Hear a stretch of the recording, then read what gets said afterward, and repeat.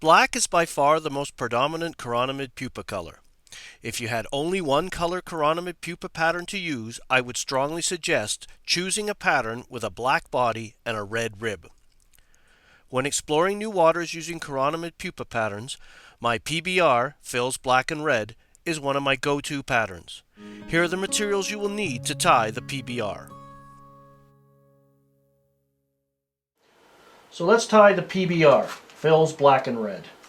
Into the vise I've put a Mustad C49S, in this case a size 10. I tie these anywhere from a number 10 on some of the more productive lates, even 8s or 6s if you can believe it, but probably 10 through 16 is my favorite size range for this fly. I've got a white tapered bead on there, 7/64 for a number 10, 3/32 for a number 12, 5/64 for number 14 and smaller. I'm going to use some UTC 70 black tying thread. I'm going to start that directly behind the bead. Trim off the excess and put a good thread foundation all the way down the hook. I like the UTC 70 because it's a flat thread. I can spin the bobbin counterclockwise and lay out nice even flat wraps, which is what we want to do when we're tying chironomid patterns, so we have that nice thin but tapered look to them so they match the natural. So we take that right up and then again hanging behind the bead. So now we're going to tie in the ribbing material, and for the ribbing we're using some UTC red wire, size small for this number 10. If you go smaller flies, you may want to think about an extra small size. We'll just tuck that in. I stab that right in behind the bead to help position it, and I'm going to secure it down the hook shank along the side closest to myself, or the near side as I often refer to. So we'll take that all the way down, and again return our tying thread. I'm just going to go forward of the hook point, and I'm going to tie in the body material. So I'll give that bobbin a bit of a spin.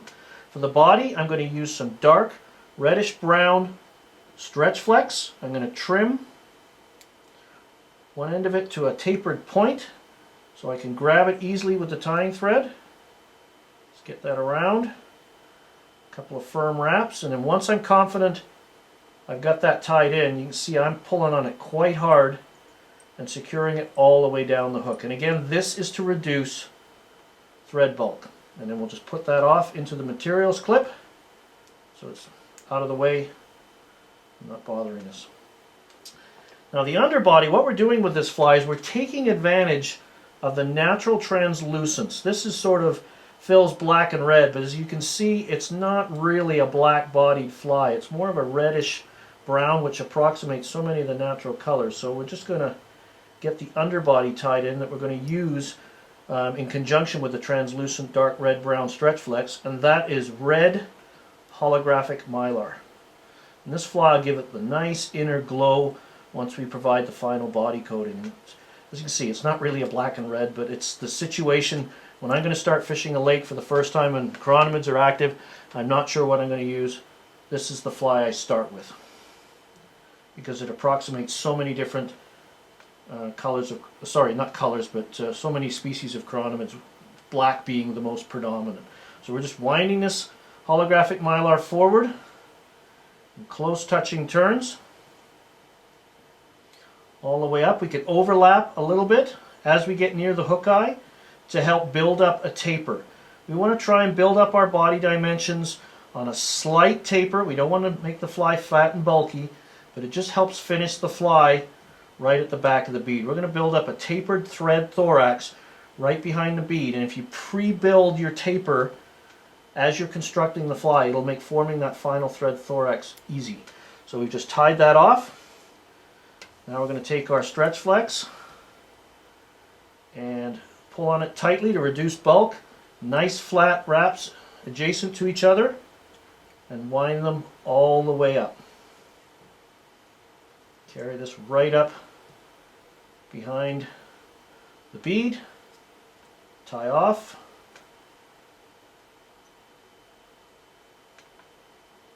and I'm going to pull on the material to reduce bulk, give it a quick snip.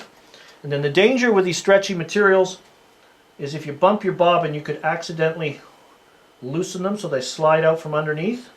So I'm just going to build up a 3 or 4 turn whip finish. just to lock those materials off. And now I'm going to bring up the wire. So what I do with the wire is the first step is I'm going to form a little red butt that suggests the residual hemoglobin that many chironomid species retain both at the tip of their abdomen and then in their body segment. So I put 2 to 3 wraps directly behind the body, which helps protect it a little bit, and then I just open up the wraps to perform the familiar segmented abdomen common to all chironomid species. And I guess if you're going for anatomical correctness, you'd want 7 ribs to give you 9 distinct body segments.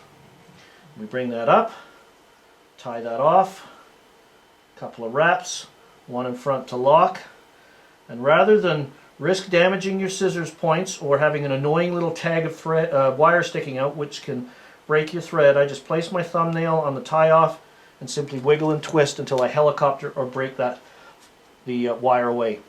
And the fly is essentially done. All we have to do now is build up a little bit of a black tapered thorax. So what I'm doing is I've spun the bobbin counterclockwise to reduce any twist. So I have nice flat wraps, and I want to build up that taper gradually. Don't be too quick or to build up the taper, because what happens when you go to whip finish, the thorax will just collapse on itself. So we're just going up the thread a little bit. Sorry, up the back and forth with the thread to make the thorax. And when I'm happy with it, I'm just going to build a whip finish.